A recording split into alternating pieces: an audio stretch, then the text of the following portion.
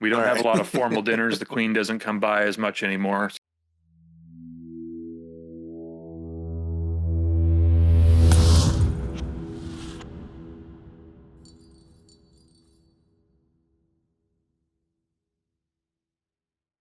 All right, then let's talk about writing spaces. I wanted to ask you about writing spaces because when we do these videos, we haven't done many so far, but you're in this kind of like cool, like relaxed living room looking space, based on what I can see. But when you do your other videos, you're in a very much more kind of formally writing space with a very impressive book collection behind you.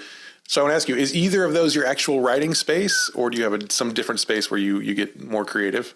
I don't want to like should tell the secret, but it's the exact same space. So Is what this you're seeing just a now, different angle? this is a different angle. So I'm currently in my dining room. That's what's become my writing space over the years, and so that's what you're seeing behind me is the dining room, living room kind of thing. But when if I'm doing some of those other videos, I'll be facing, oh, sorry dog, this way, and the bookcase is behind me. The So magic of Hollywood. It's really incredible. is. It's the same space. It's literally me turned 90 degrees to the right.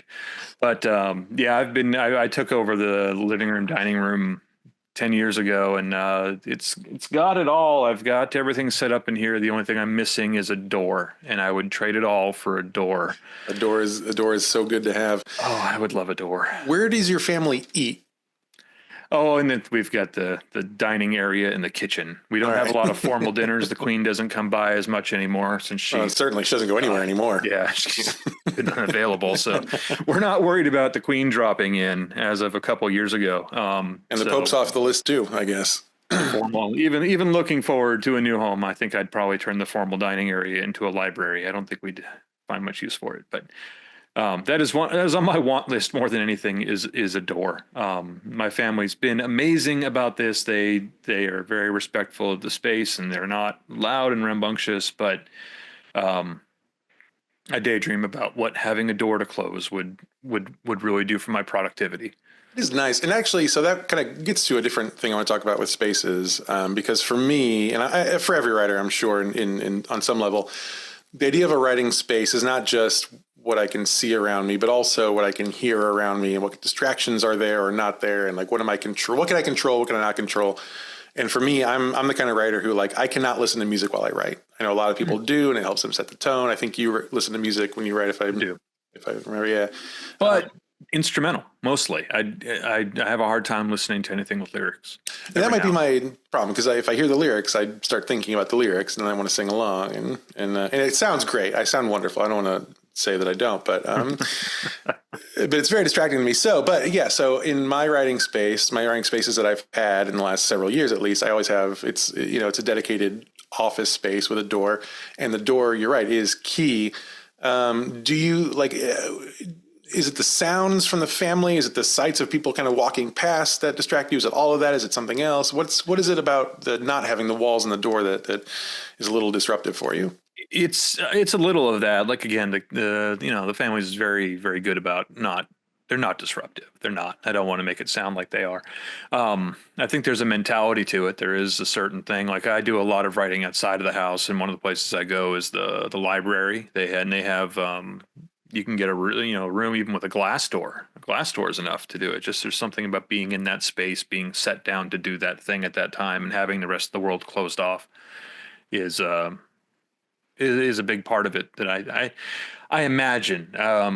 I did have my own room in the house for a short while, but then all the kids wanted their own room, and They're so selfish that way good sometimes. father, they really are, man. Yeah. They're almost out. They're almost out.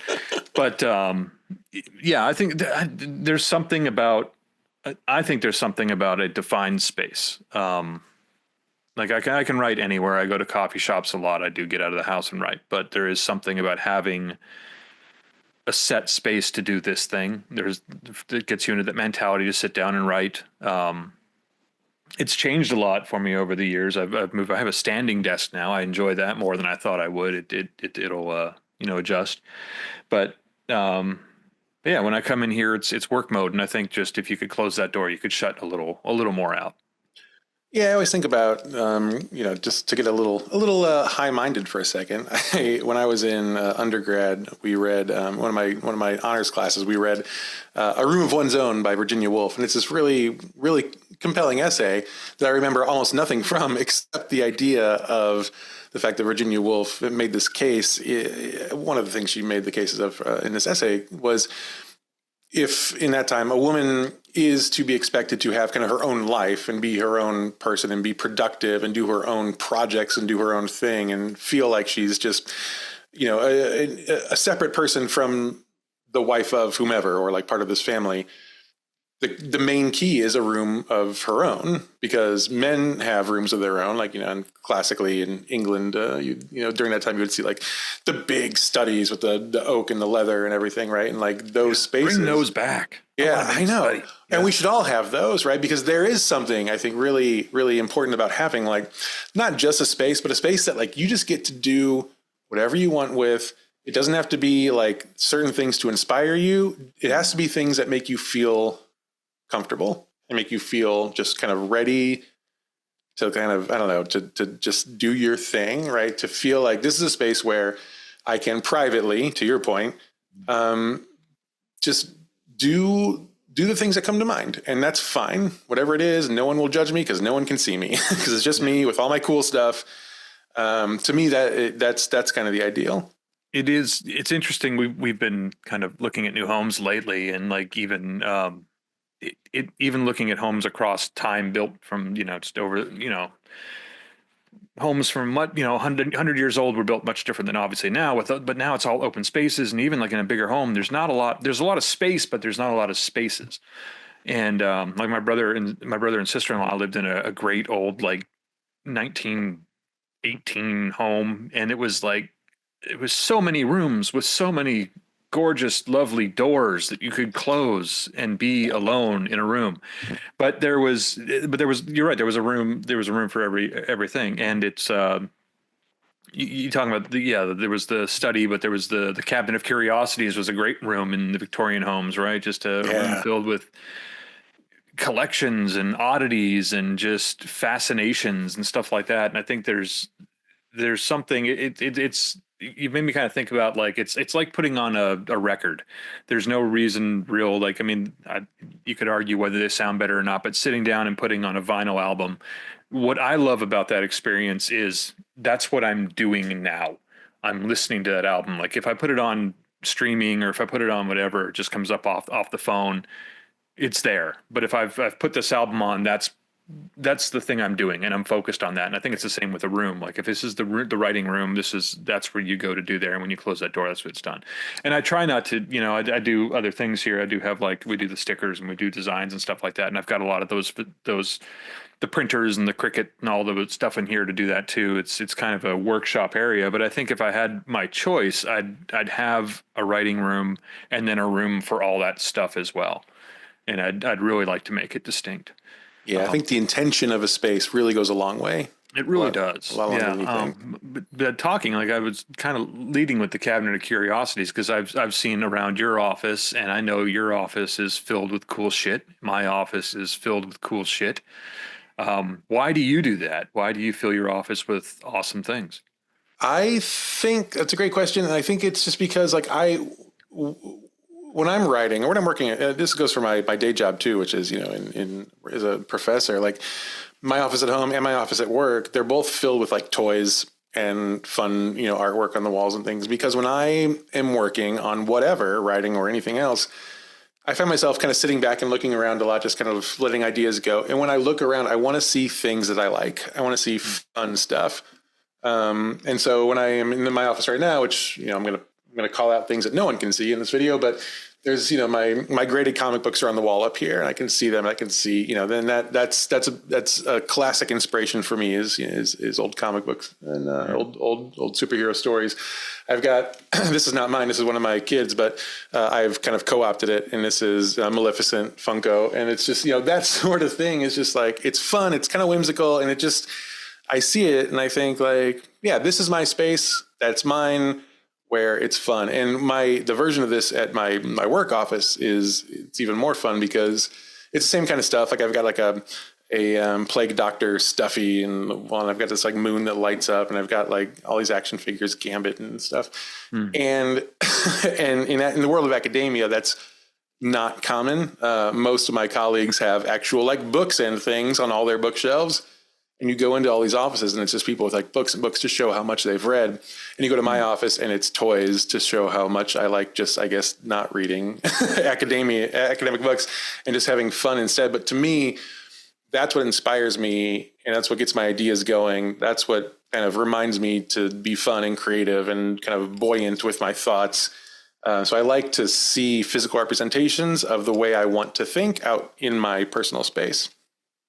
That is so well put. I've been thinking about this a lot lately because how do I defend having all these toys at nearly 50 years old? And it is exactly that. It is, I've got it too, like all along the top of this bookcase is, I've got Zoids, I've got Lego, I've got Big Trouble in Little China. I've got all sorts of different action figures and all sorts of different stuff. I got it all around. And I don't know if you can see behind me, but I've got Transformers. I've got G.I. Joe. I've got all the stuff I grew up with.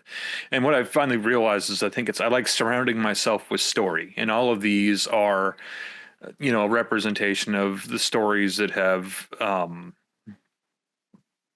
just stuck with me. I've got the EM350 from Stripes. I've got that little Hot Wheels, but that makes me think of that entire genre of movie, right? And anything Bill Murray's done, stuff like that. And it's that little reminder of all the story that's out there and all the things that can be told. Anyone who has read any one of your books instantly understands why those toys make sense in your office, right? Because that connection, your connection to the things that have made you happy in the past in terms of like entertainment media, that comes through in your own way in your work. So of course you should have it around there. You don't have to explain that to anybody. And I think I used to, when I first started here at my new school, new as of the last year, when people would come to my office, I would find myself apologizing like, sorry, I know I should have more books. I don't, I have toys. And every single one of them was like, oh, I want my office to be like this. Right. So like there's something that resonates with everyone, even if they're not the creative types. Well, and I think too, it's like, I think I always pictured my office, my writing room having, before the books were around, like having all the book covers on the wall and all that stuff. And now I realize if I have my book covers on the wall, there's no room for the Omega Man movie poster. It's so funny. I used to have some of my play posters, written a couple plays that we've produced, and those used to be on my walls. And then lately I took them down to make room for other posters. I'm like, I don't want to see my work. I want to see other people's work. That's done. Inspire me. Yeah. Yeah. That's funny. It's very similar, and I'm sure every writer's got a different set of crap lining the shelves. But I'll bet you most people do have that. What they've loved and what inspires them is some kind of representation sitting around for it. Well, I think there's a lot for us to talk about in terms of writing spaces. I think we'll have a lot of opportunity to talk about those as this video series continues. So to be continued, writing spaces.